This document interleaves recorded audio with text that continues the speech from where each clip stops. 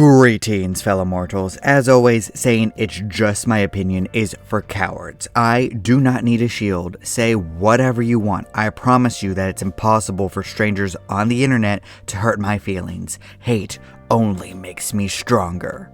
Now, I would like to proudly admit that I haven't seen more than a few 1-minute clips of Secret Invasion, so I cannot go in depth about the beat by beat of the story, but a few major plot points near the end will be spoiled because they were revealed to me on Twitter, or X, or Keyblade, or whatever it is now. I literally had to warn my wife about this nonsense that Elon Musk is doing so that she doesn't look on my phone and see a giant X on my home screen.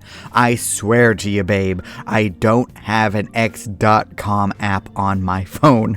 God only knows what strangers will think if they glance over my shoulder while I'm waiting in line at the grocery store. Anyways, I didn't even try to get into Secret Invasion for one specific reason: the AI opening. I predicted that AI would fail, and I am determined to do my part to make it fail. If you support Secret Invasion by watching it through any means other than through the high seas, then you supported AI. Great job. You're a part of the problem. And apparently, Hollywood is doubling down on this AI nonsense now. Billion-dollar companies do not get to use AI whenever they want to make art. Do not support this. We don't have time for this foolishness. AI should only be used for fun or to make funny, pointless videos, like this one guy who writes out a full script of the presidents ranking Mass Effect stuff. I am addicted to that channel right now. You should go check it out. Cowards, all you have to do is shoot its weak points and it'll fall. Shepard and crew did it. Donald, you are not Shepard. Okay, now you might be thinking, hey, love of storytelling, don't you usually say not to give free advertising to things that you hate? Yes, openly hating something gives it more power and money.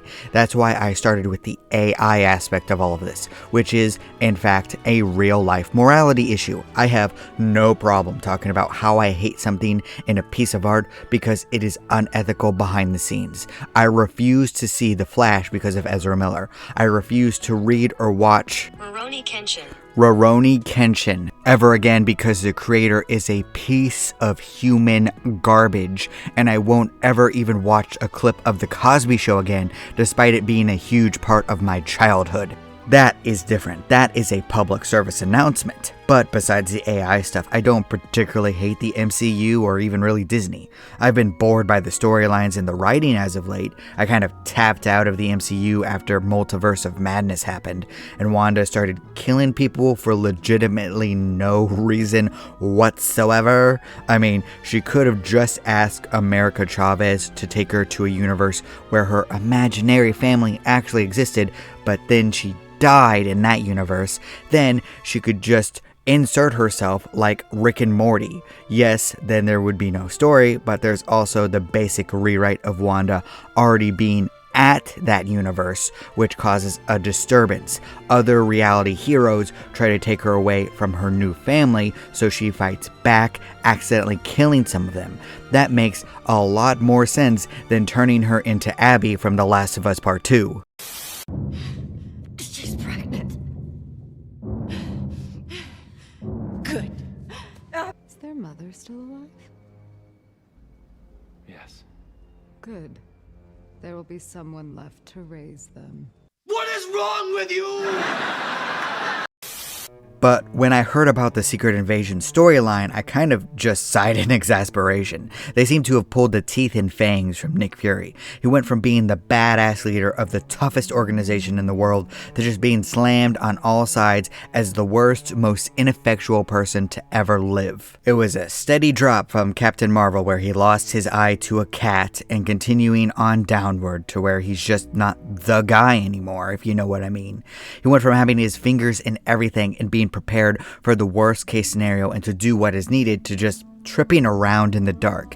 And it just kind of sucks for one of the best characters in the MCU. Now, I know the Skrull invasion storyline has existed for a long time in Marvel Comics. I get the whole aspect of being replaced by the aliens. It's an interesting storyline. Here's the thing with that though. Can any of us really say that this works with what happened with Thanos? The apocalypse came and went. Half of all life disappeared for a few years. You would think that the Skrull would be busy getting their house in order after all of that. I do get that the Avengers are weakened, so now would be the time to strike. I mean, Iron Man is dead, Captain America is retired, Thor is kind of just faded away to do his own thing that no one wanted, Black Widow is dead, Hawkeye, what did he do? Oh right, he had his own show. I'm sorry about that. This is not a joke. I actually regularly forget that show even exists. Must have slipped my mind. Nick Fury is kind of the last of the original guards still on Earth and alive, so it's weird to chastise him and take away what made him great, especially with the Marvels coming out and featuring him. I think. Maybe. Is it actually coming out? There are a lot of questions around that with the strike going on. Apparently theaters are prioritizing Dune over the Marvels, which, makes sense. I am super excited for Dune Part 2. I have multiple video ideas for that series in particular, because if you don't know, Dune gets kind of weird after the first book. I don't particularly like it myself, even though I get the point of it. It's a topic full of discussion, speculation, and theories. And that is not particularly something I can say right now about the MCU or Secret Invasion. I know I'm not wrong in saying that this might be the lowest point in the MCU. People either don't care about it or they don't like it.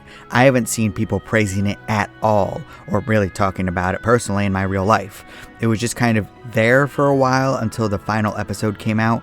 Then everyone was pissed because it was revealed that Rhodey was actually a Skrull since Civil War, which is terrible for a wide range of issues. 1, Rhodey wasn't there for his best friend's funeral. 2, you took away one of the few black superheroes that you have left and you just cut him off at the knees. My God, I know you wanted a plot twist, but you had to choose one of the 2 black male superheroes that you have left.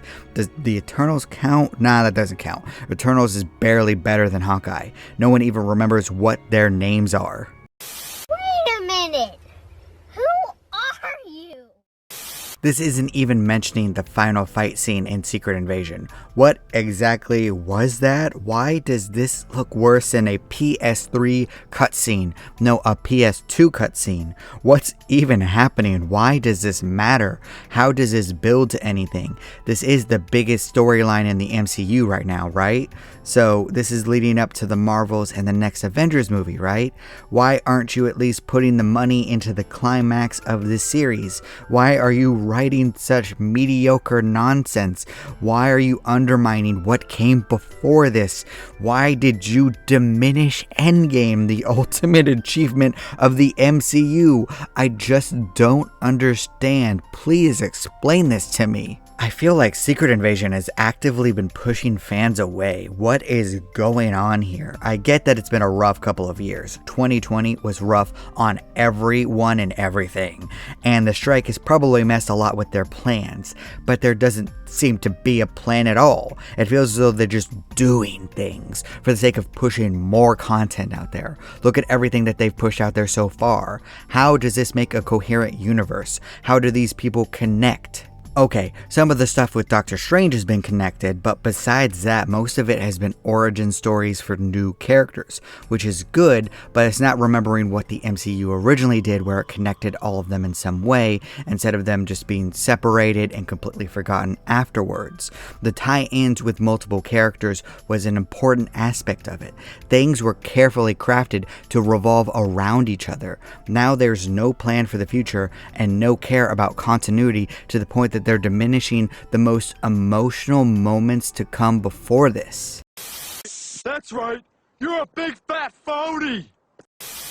The MCU is kind of built on the backs of people caring about continuity and storylines intertwining.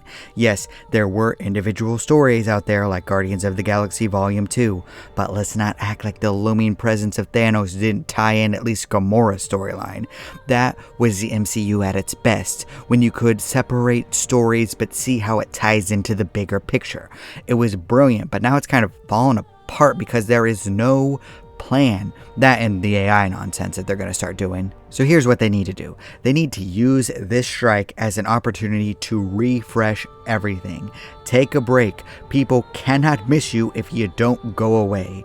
Decide what you're going to be going forward. put one person in charge like James Gunn with the DCEU. You may not like the vision, but there needs to be one creative vision to make this work. Pay artists, writers, and actors what they deserve, but fire their asses if they suck at their jobs. Do not touch AI again. If they do all of this, they can continue forward to success. But if not, they're going to make fans stop caring, because even I can barely care at this point. Anything else, and I won't care enough to even talk about any of this anymore. And if that happens, they're done. Not just me, fans in general. If they stop talking about it and stop caring, even to the point where they're not angry anymore, then that is when you know you're done. And you're welcome to disagree with all this. After all, everyone is entitled to their objectively wrong opinion.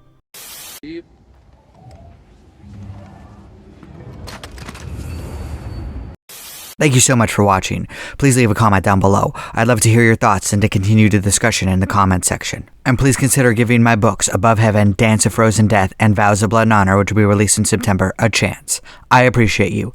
Do not despair.